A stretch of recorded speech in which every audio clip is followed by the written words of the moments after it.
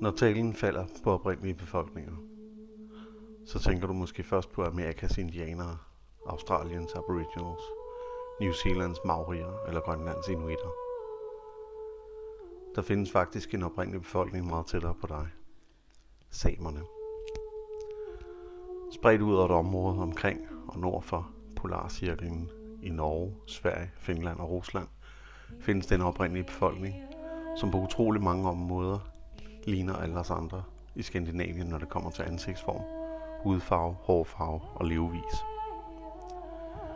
På 4 måder adskiller de sig tydeligt fra majoritetsbefolkningen.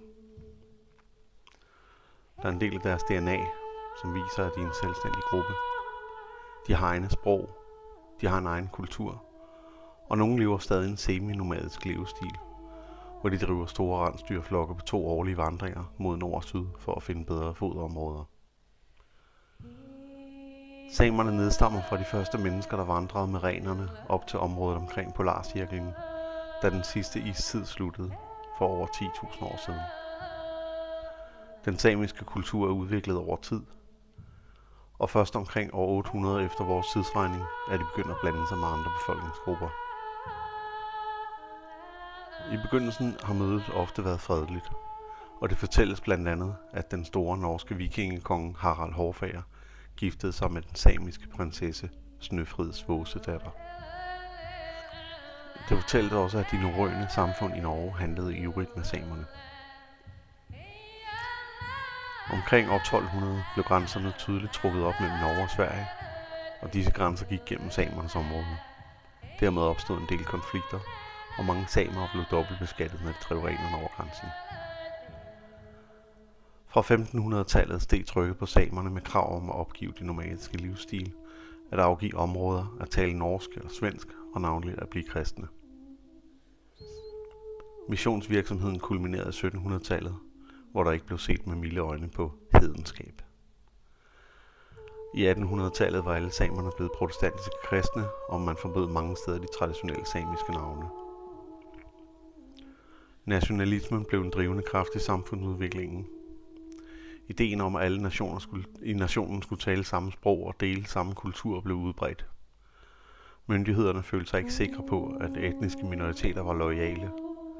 De frygtede territoriale krav fra nabolandene. Lærere, præster og andre øvrighedspersoner var ofte overbevist om, at samerne havde bedst af at antage majoritetens langt mere overlegne kultur og sprog. Samtidig forsøgte man med videnskabelige metoder at bevise, at samerne var underlegne, blandt andet ved at måle kranier. Samerne skulle gå i skole, men fik ikke mulighed for videre uddannelse. En efter en blev grænserne lukket mellem Rusland, Finland, Sverige, Norge, og de naturlige renvandringer blev umuliggjort. Den institutionaliserede racisme overfor samerne varierer dog meget. I løbet af 1900-tallet var der mange modsatrettede opfattelser af, hvordan man skulle forholde sig til samerne.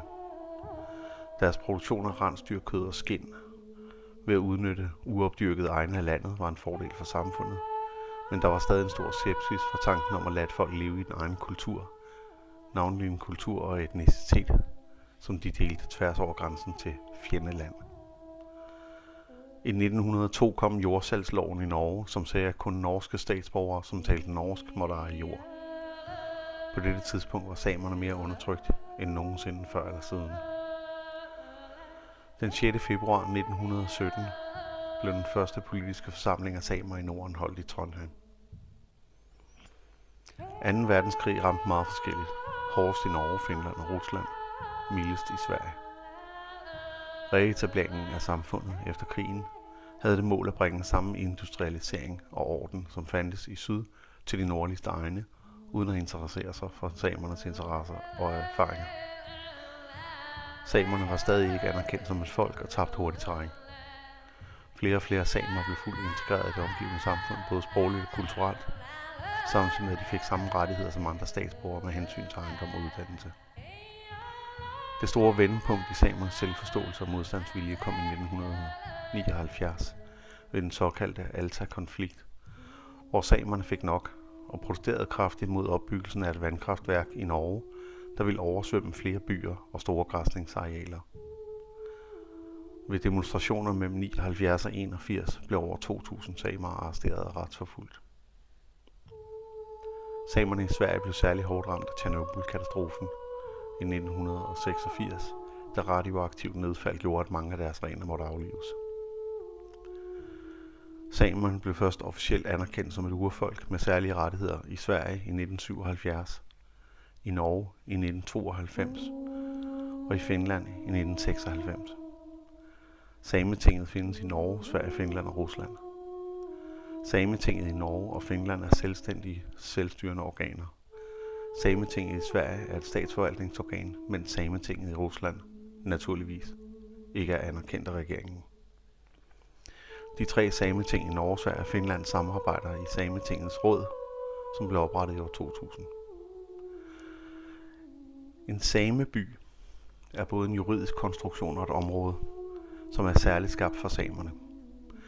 Samebyen er det område, som dækker rensdyrflokkens sommer- og vinterområder, og altså ganske aflange, og byen består af ejerne af de enkelte rensdyrflokke. Kun samer kan være medlemmer eller medejere af en sameby.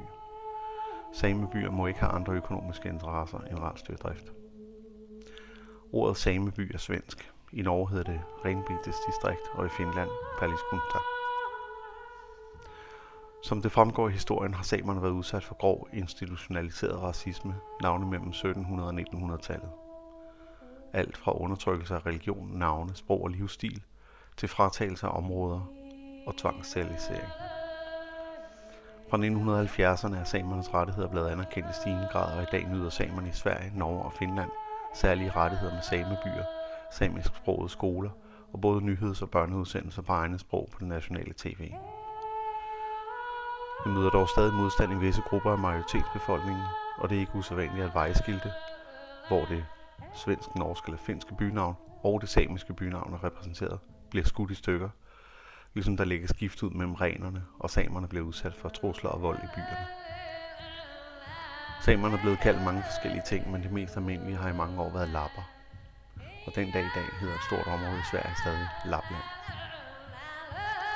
Rensdyr er helt centralt for de fleste samere, der lever i den traditionelle rendrift, og antallet af rener i samernes eje i Sverige, Finland og Norge anslås til i alt 500.000. Samer er særligt kendt for deres farverige beklædning, deres smukke kunsthåndværk i træ, horn og skind, deres semi-nomadiske livsstil og deres særlige sang, som kaldes joik. Joik er en sang, som ikke består af ord, men af lyde, som skaber en stemning og en oplevelse af f.eks. en følelse eller elementer i naturen.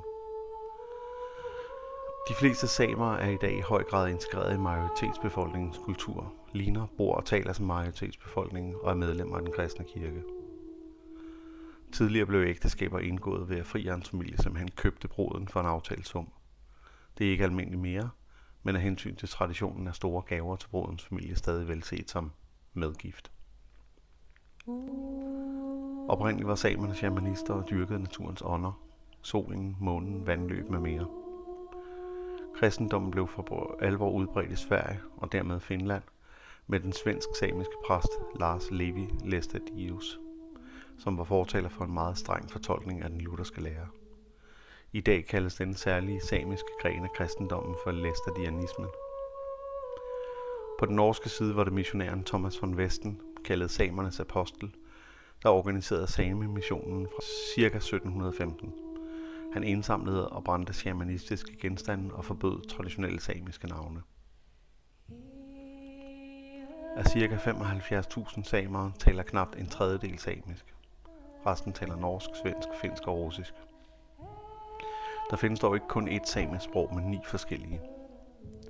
De mest udbredte er nordsamisk, lulesamisk og sydsamisk. Af de skandinaviske sprog er de samiske sprog kun i familie med finsk.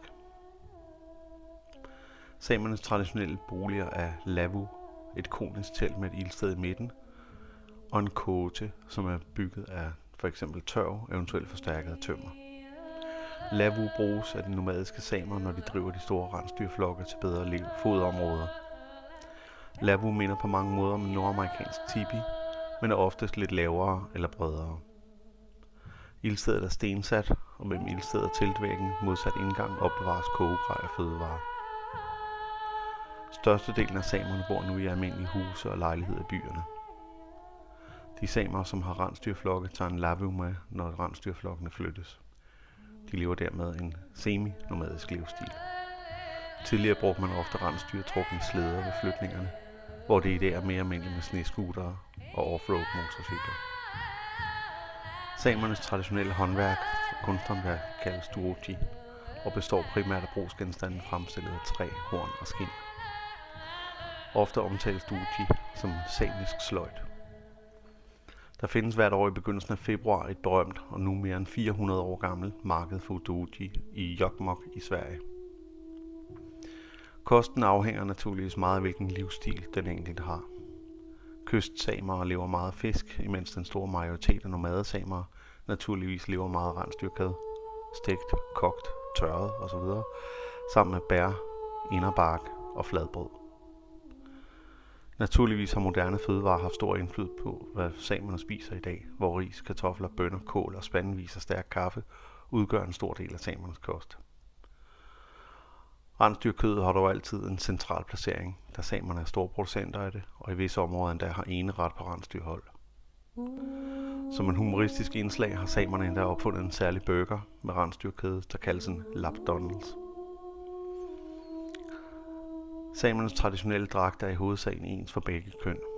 Ens bæres en ensfarvet kofte, kaldet en kolt. Ovenpå bæres om sommeren en anden kolt, som er vævet af farvestrålende vadmel med mønstre. Om vinteren bæres en pels af renskind. Kolten holdes ofte sammen med et bælte af læder eller vævet uld. En kniv bæres i bæltet. Bukser af vadmel eller skind. Støvler af skind med opbøjede spidser. Farverne og mønstrene varierer fra lokalitet til lokalitet, ligesom formen på huerne, både er forskellig fra det ene lokalitet til den næste, men også for mænd og kvinder. Kvinderne har ofte store tørklæder om skuldrene med lokalt mønster eller tern. Nu om dagen er det ikke usædvanligt, at samer blander traditionelle dragter med moderne tøj, f.eks. en kolt med en nylon dynjakke over. De dominerende farver er blå og rød, derefter gul og grøn, præcis som i det samiske flag. Samere, som er fuldt integreret i det lokale samfund, bærer kun den traditionelle dragt ved særlige festlige lejligheder. Hvis du vil lære mere om samernes kultur, er et besøg ved en samisk festival et godt sted at starte. Hver år i juli trækker Ridu Ridu festivalen ved Kåfjorden i Norge kunstnere og besøgende fra hele verden. Men koncerter under midnatssolen, et væld af aktiviteter og enestående madoplevelser af Ridu Ridu helt sikkert en festival ud over det sædvanlige. Samisk uge i Tromsø, også i Norge, fejrer samerne i forbindelse med deres nationaldag den 6. februar. Prøv at høre det rener, lær jojke eller hør en koncert og smag på traditionelle madret bitters.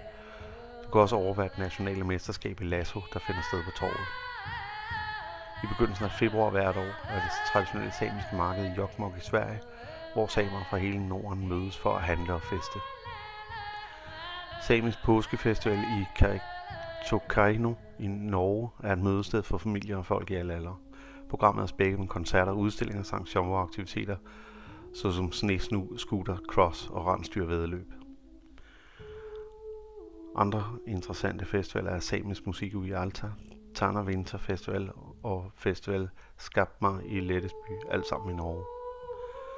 I baggrunden hørte du en joik af Sofia Janok.